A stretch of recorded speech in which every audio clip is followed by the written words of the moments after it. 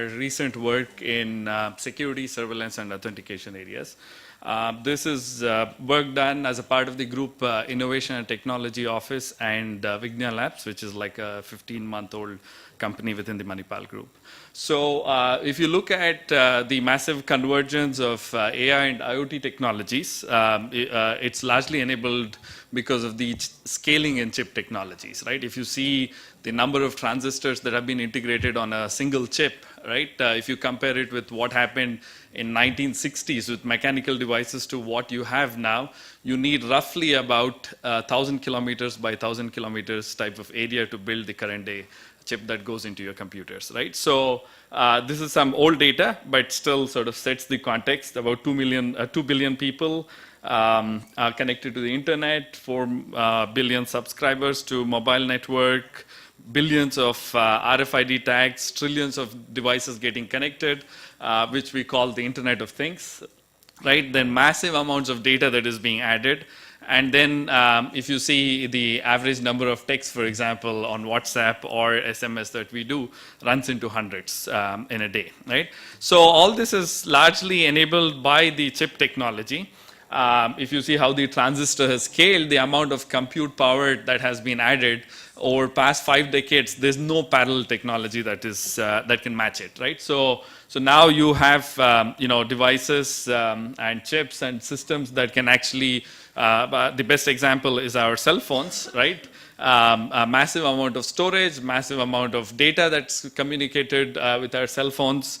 You can play videos, you have massive screens and whatnot, right? So what has happened in the past 5 decades is that technology has become much more accessible. There's massive reduction in the compute power.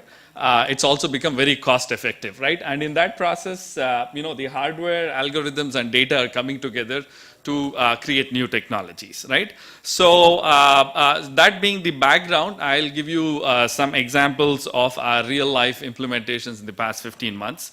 One of our flagship projects has been around revenue assurance for toll management. If you see, this is an example of the Bangalore International Airport toll plaza, the toll amounts. It turns out RFIDs have been floated for past 2 years, but we have not really been able to operationalize it in India. The reason is people buy it, for example, for a car, put it on a truck, and then it creates confusion on how much toll to collect.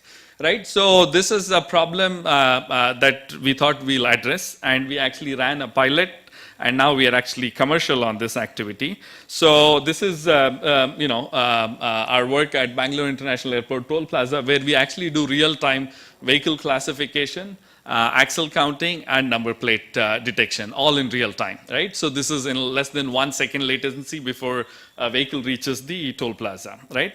So we have also integrated this with RFID tags, which in fact the Manipal group, if you have used ETC or FASTag, it's actually manufactured by us. So here's an example of how the real-time dashboard gets populated as a vehicle comes in.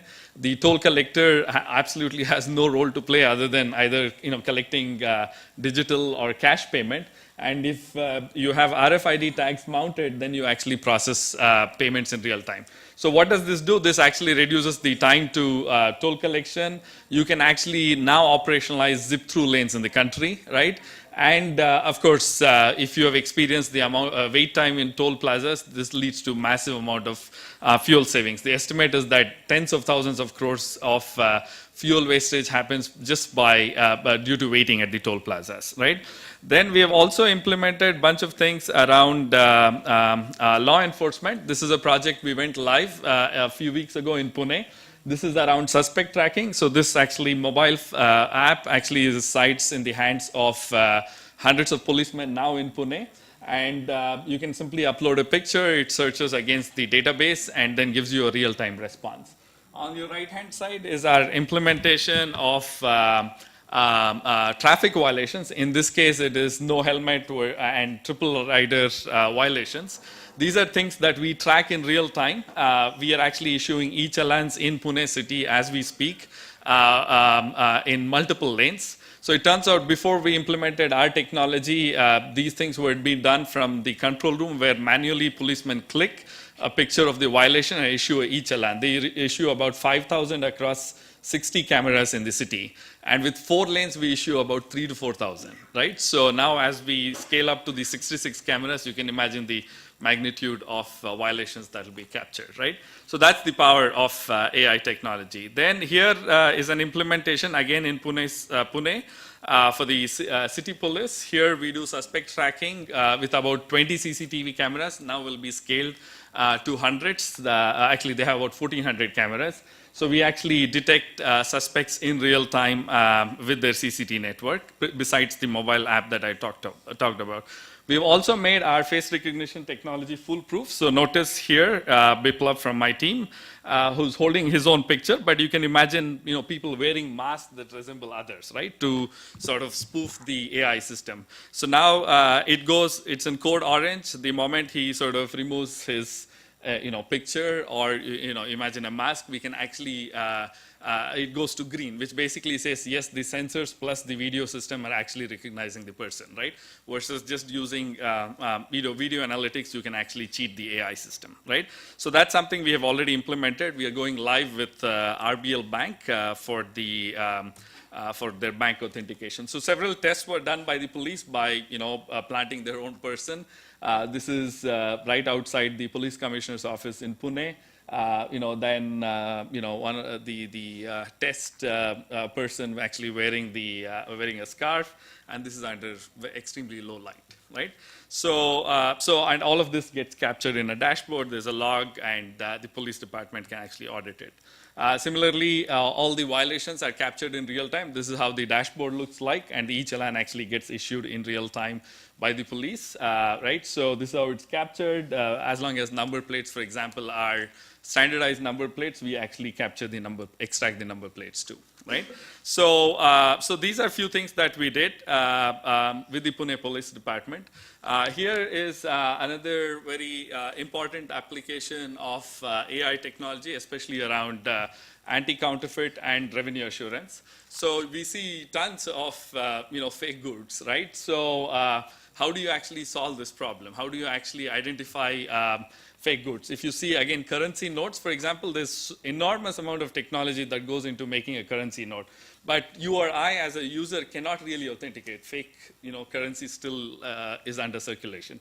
So it turns out now we have done very unique encryption within the barcode framework, but you can extend it to any print form. So here's the original, here's a counterfeit, right? So counterfeit can happen either through a very high resolution scan plus print, or you can just take a very high resolution photocopy. But it turns out with our AI technology now, this unique encryption actually goes away the moment you photocopy or scan plus print, right? So now we have actually implemented for 2 banks for check clearance, where now a user can simply scan this barcode, and in real time they get authentication whether it is original or not, right? So this has applications for consumer goods and whatnot. Then another very interesting area is around paperwork automation. This is for banks eKYC, plus also now law enforcement officials are very interested in verification of IDs in real time.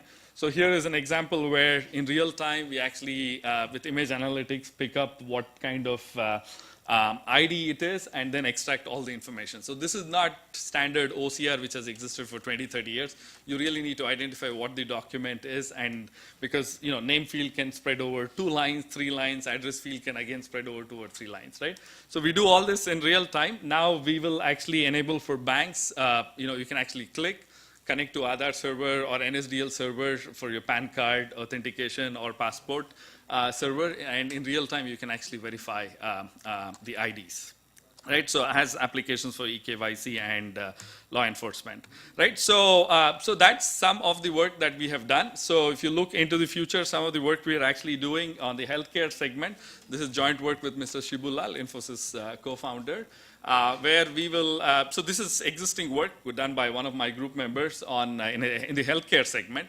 right, where you can actually build these handheld devices where you can do contrast microscopy in real time. So essentially here is an example of red blood cells, malaria infected ones versus healthy cells. So there, if you see on the right-hand side, the black ones are the stained cells, which actually go dark if it is infected by the malaria parasite. If not, the healthy cells remain translucent. So now you can actually build handheld devices.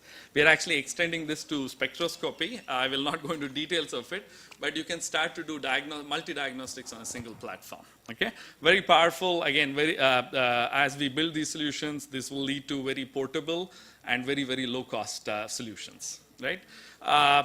Again, you can extend it to paper-based substrates, microfluidics. Again, all this is technical jargon, but I'll skip it. Right?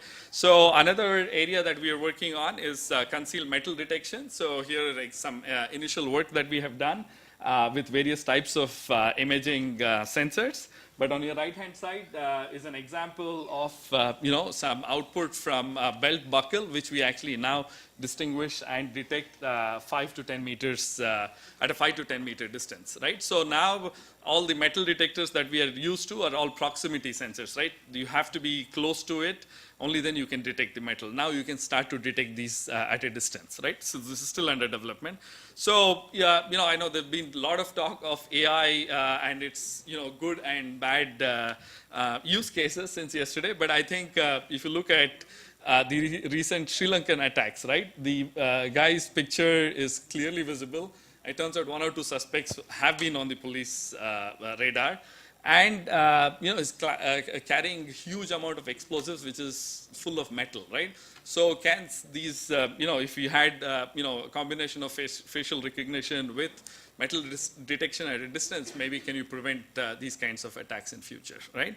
So that's the end of the AI part. I just want to highlight some of the work my colleagues who have a booth right outside who have been doing some work in other areas. This is around AR solutions for a variety of industries. This is AR technology for billboards and revenue assurance in cities that our team has implemented, besides their solutions for the healthcare and retail segment. And also they're contributing quite heavily to the smart classrooms already implemented in multiple cities.